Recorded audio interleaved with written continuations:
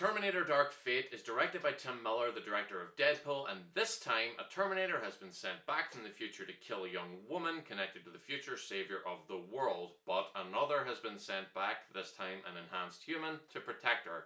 They're soon joined by Sarah Connor, with Linda Hamilton returning, and another Terminator played once again by Arnold Schwarzenegger. I really like the first Terminator, I love the second one. The third one has some good stuff in it, as does Salvation, but both were pretty disappointing. Genesis has some good ideas too, but every film after T2 just feels tacked on and never improves the story or the timeline in a way that would justify their existence.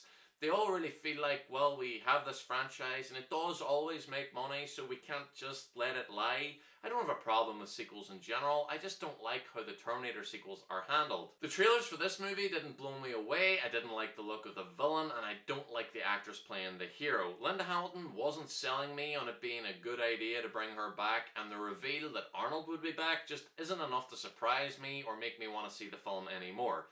Guys, he's in every single one of these films. It's not a good reveal, it's not a surprise. But I was also getting some hints from spying some star ratings on the internet that weren't too bad, that maybe it was actually good, so I went in hopefully optimistic. First of all, one thing that I was just completely wrong about was Linda Hamilton. She's great, she looks great, she still feels like the Sarah Connor we know, and they don't make it ridiculous because they have her doing things that actually look like she could do them. No crazy running and jumping or holding her own physically against a Terminator. The "I'll be back" line from the trailer still feels incredibly forced when it happens in the film.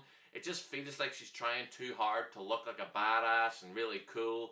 It's a bit like that, but just for her first scene. The rest of the time, she is just a badass, and she plays it in such a way that it felt real to me. Arnold also worked well, probably the best he's been since Terminator 2.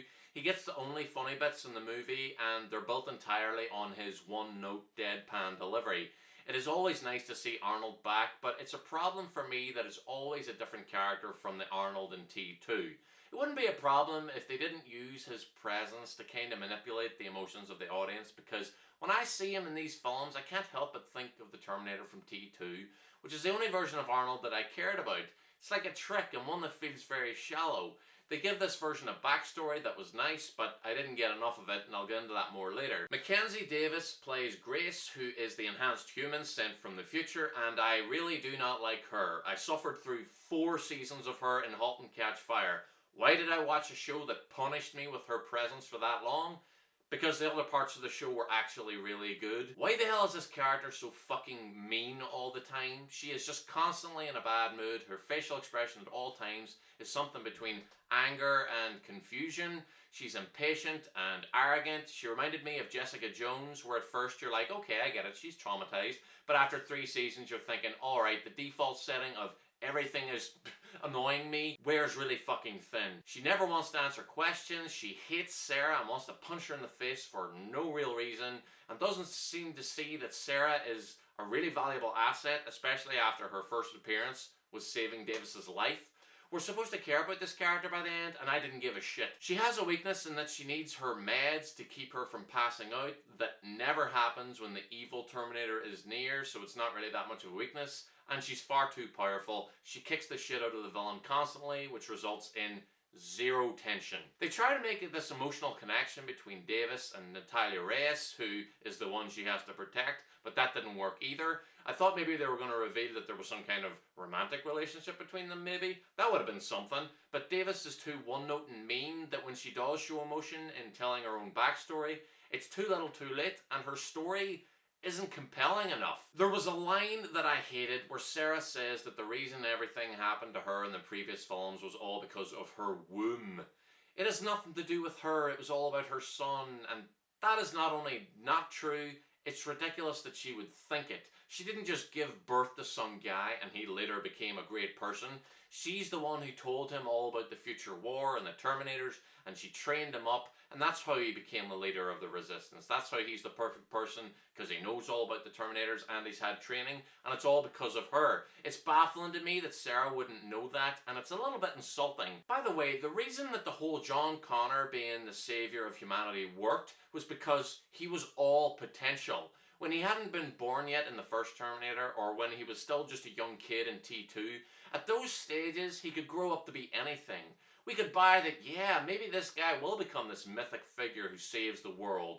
He's so young and full of potential. He still has the time to grow and change, and he could become anything. That doesn't work when they make the new future savior of humanity a very tiny 32-year-old woman who works in a factory and is pretty much an average, everyday, nice person who doesn't want bad things to happen. Yes, she could be trained up, but it just isn't as believable, not even close. The villain is so very bland and left no impression on me, and is by far the worst evil Terminator the franchise has ever seen. The overuse of CGI didn't help. When you need the villain to look like the skeleton version of the Terminator, yes. When you need to crash one plane into another plane while they're both flying in the air, yes. When you need two guys to fight on top of the Statue of Liberty, yes. That doesn't happen in this film. That was X-Men. For those, you use CGI. But when you use obvious CGI to show the villain jumping into the air, you're overusing it. Put the guy on some wires and fit him with a prosthetic for the arm blade. It will look real because it is real. Otherwise, the movie looks okay, the music is okay. I liked that there was actual swearing and a bit more blood, but I would have liked a lot more. There are two devices that could potentially defeat the evil Terminator, and they're introduced very late in the game, one at the very end and just before it's used. Can I get some setups by at least the second act, please? There's a good idea for a movie lurking inside this one. A movie about Sarah and this version of Arnold's Terminator and their complicated history. Make that the focus. Have those two at odds but needing to work together, trying to protect someone from a Terminator, and lose everything with Mackenzie Davis. Make that change and the story and the drama practically writes itself. The film makes a point to mention that the events of Terminator 2 did change the future, but only insofar as Skynet isn't called Skynet anymore. It now has a much more cliched name, and they replaced John Connor with someone else, and that's about it. The Terminators look the same, they act the same, seriously, nothing other than the names is different. This movie took the opportunity to continue the story after T2 and ignore all the other movies, and this is what they did with it? They could have done anything with it! There's a reason why James Cameron's movies work and these don't. First of all, he may be the best director of action sequences ever, but his movies always include relationships between the characters that are emotional and believable and that resonate with the audience. You connect with them, you care about them, and there was one right there with Sarah and Arnold where they start off at odds and respect each other by the end.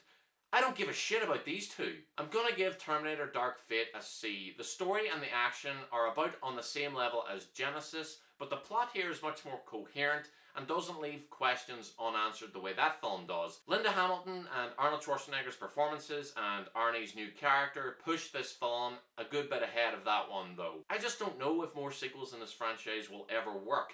T2 just had a perfect ending, satisfying and heartbreaking. The two movies told a complete story.